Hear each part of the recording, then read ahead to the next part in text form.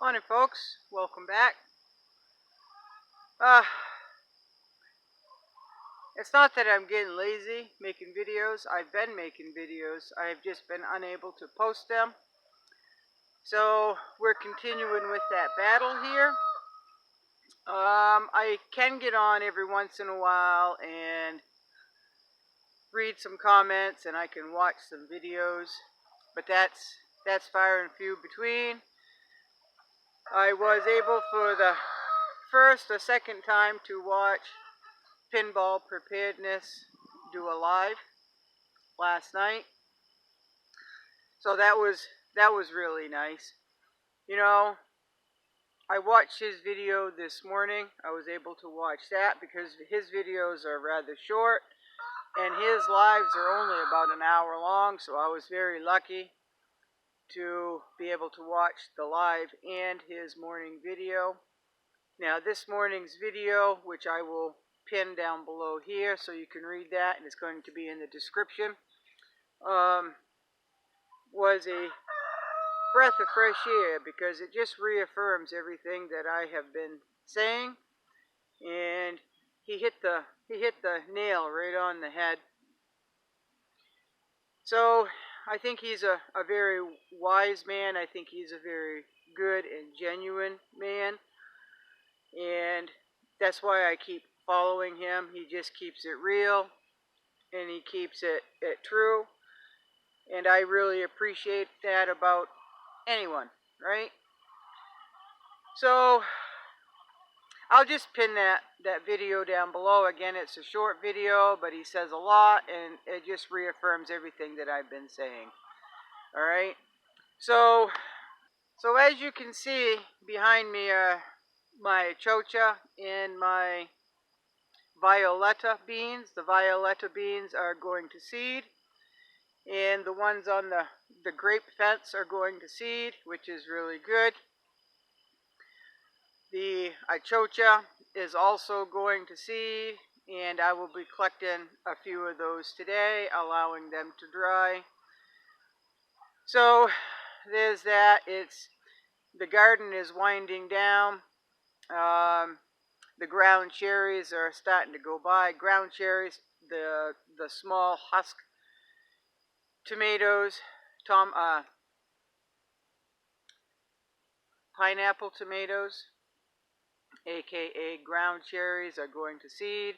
They are still sweet. The seeds are just a little tough, but they're still good to eat. So I'm trying to figure out what I'm going to do for my 2,000 subscriber count. I want to do something a little different. I'm not really sure what I'm going to do with that. If you have any suggestions, mind you, I have an awful hard time going live. I thought about a seed giveaway, but I'm not really sure how to do that. So again, I'm really new at all this stuff, folks, and I just send you suggestions. I know last time I mentioned this, I asked for suggestions. I got a few, which were great, and I've written them down, and until I try to figure everything out, right? So I would like to do something for a 2,000 subscriber count celebration, if you will. A lot of you said I don't even need to do that, but I just would like to do something. I'm not really sure what it is, folks, so if you can help me with that, I'd appreciate it greatly. Also, a lot of you have inquired about purchasing some achocha seeds. The achocha, see how spongy that is? That's hollow inside. That is at the green pepper tasting stage. But these here I'm just going to break open, and I will show you. They usually have an average of about 7 seeds, but this one here only has 2 seeds, folks. Only 2. Two that have ripened off. Okay, so but on average they're about 7 seeds. So I'm not really sure. Some of you want to buy them from me. I'm not out to break anyone's bank, folks. I don't know, someone mentioned, you know, send in 10 seeds for a donation. I just don't know how to do that, folks. I'm not a salesperson whatsoever. So maybe y'all can give me suggestions on that. Again, I do not want to break the bank, but I can't send them for nothing either, right? Because one, the price of gas to get all the way to the post office, and then the envelope and the stamp, right? So I just can't do it for free because, you know, I'm poor too, right? So maybe we can come up with something, because I know I'm going to have a few seeds that I can let go away. I know I'm going to have some seeds that I can send to folks. So if you maybe want to give me a suggestion on how best to do that so everybody wins and it's fair and it's economical, right? Economical. So I just don't know, folks. I don't know. I am really tired of all the fear mongering. I'm tired of all the anger. I'm tired of all the false information. I'm tired of all the drama. I'm just tired of all the drama, folks. I don't like drama. I don't allow drama in my life, and I refuse to watch drama on YouTube, and that's the number one reason that I got off from Facebook, is because there's just way too much drama. I can't stand it, folks. I just can't stand it. Now, in my opinion, people that like drama, gravitate toward drama, engage in drama, spread the drama, spread the excitement of, I'm just going to say it, stupid stuff, then they don't have enough to do, in my opinion. They don't have enough to do. So I'm just going to leave it at that, because I run from drama, folks. I don't know. Some people are running to it. I'm running way the hell away from it. So I did not have an elderberry season. I'm just going to jump to a different topic.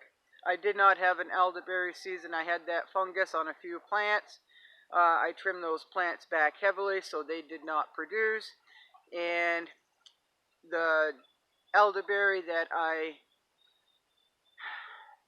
did collect, just a small handful, I gave it a taste off from a lot of bushes, and there's zero taste. They're dry and they're very small, and that is because we've had quite a drought this summer, right? So that's just a very poor elderberry season. So I can just cross elderberries off my list of things to collect and process this fall. I am hopeful for the cranberries, but again, the cranberries are very prolific this year. There's a lot of them, but I just can't get out there in like October and collect them, because I do not want to get cold and I do not want to get wet that time of year, right? On purpose. I don't want to do that on purpose. I'll just wait for them to go on sale in the store, and I will complain that I went out and bought them instead of collecting them. Now, if times got hard and I needed them for extra vitamin C in order to stay healthy, if the whole thing come crashing down, I would go out there and I would swim if I had to go get the low bush cranberries, right? And then I would make sure that I had a nice fire in my house, nice and warm, and come right back and wash up, because bog water is pretty gross. Wash up, warm up, and change up, right? So, you know, when life is good, we can kind of pick and choose what we wanna do.